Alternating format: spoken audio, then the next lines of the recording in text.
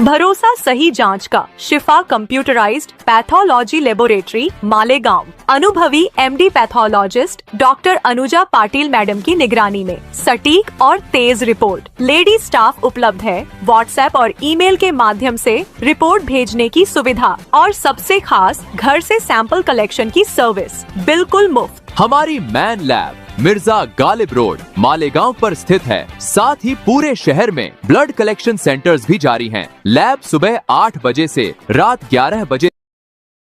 Yusuf Ilyas case में एक नया मोड़ सामने आया है, जहां हमारे जराये से मौसूल इत्तला के मुताबिक आयशा नगर पुलिस ने रौनकाबाद के शेख अकील और उनकी अहलिया जो कि डॉक्टर है उन्हें गिरफ्तार किया है। मालेगांव शहर के आयशा नगर पुलिस स्टेशन में पॉक्सो के तहत दर्ज मामले में तफ्तीश तेजी से जारी है।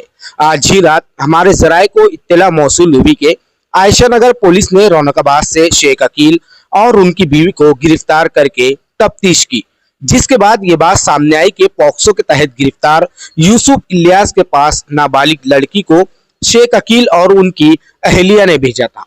पुलिस इस बात की भी तहकीकात कर रही है कि शेख अकील और उनकी बीवी ने इस तरह की हरकत और भी कुछ लोगों के साथ तो नहीं की है। देर रात इन दोनों मियां बीवी का मेडिकल भी कराया गया। याद रहे कि इस मामले में कुछ और लोगों को भी पूछताछ के लिए तलब किया गया था। इस केस में नए नए मोड़ भी सामने आ रहे हैं।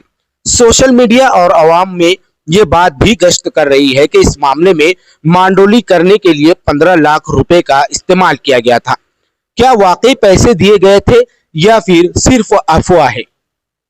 पैसों का जिक्र बार बार आ रहा है। क्या ये 15 लाख रुपए जिसके पास पहुंचने चाहिए थे उसके पास पहुंचे या फिर बीच में ही गायब हो गए? एक बात तो तय है कि कानून के हाथ बहुत लंबे हैं। आने वाले दिनों में ये देखना होगा कि क्या क्या नए इंकशाफात होते हैं।